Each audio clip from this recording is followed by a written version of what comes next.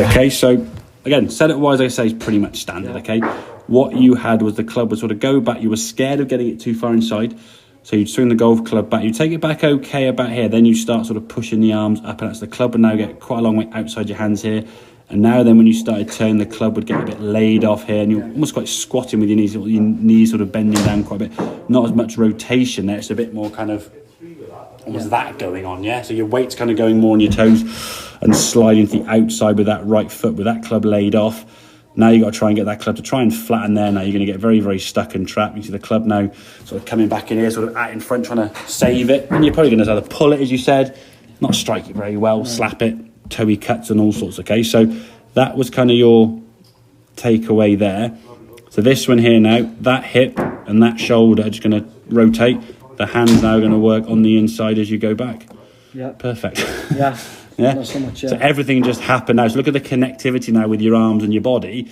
Your arms now, look at your left arm now as it turns in here now. It's just staying in that same position. You haven't dragged it inside, but equally you haven't gone and moved it away from your body. Yeah. So you've created some sort of connection there. As you start moving to the top of the backswing here now, it's a bit less laid off, but still a little bit. That's fine. That's not too bad, okay?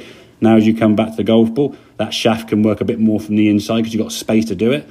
Now you can release the club towards target. The ball can start more on line with a better strike. And if you get a little draw, at least you know the last four, I forget the last one, but the last 4 or 5 have all been kind of a standard shape of shot, not like one pull left, one cut right, one toe, one slap, one fat one. Yeah. There's a bit more of a consistency of flight because everything now is working as a unit together. So the right side of your body is rotating. Yeah. The hands are going around the corner with the turn of the torso, okay?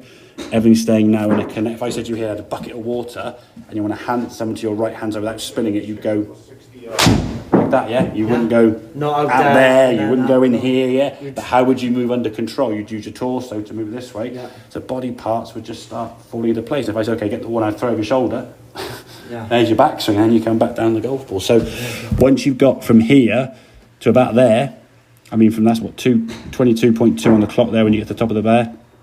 You're back in the golf ball at 22. Less than a second is going to go by from that spot. What can you think of in a second? Yeah, exactly. Maybe a feeling, maybe a slight trigger, sort of maybe just delay the top or whatever it may be. I won't go too much. I'd look more at this takeaway. Yeah. But once you've gone beyond that, there's not a lot more you can do. Yeah. But if you've lost the club on this part here, if you're on this left-hand one now and you've lost the club because the club's sort of a bit slightly too steep and then getting laid off here now you've got to start making adjustments on the way down in that second time frame. Well, good luck doing that. Yeah, exactly. It's going to be inconsistent. Okay, mate, does that make sense? Get that club working back more, say with the body turns, you turn this way. Everything works in a more connected fashion. So if you were to drop the golf club here now, it'd be over your toe line, not out here too far in front. Okay, mate? Brilliant. Excellent, good stuff.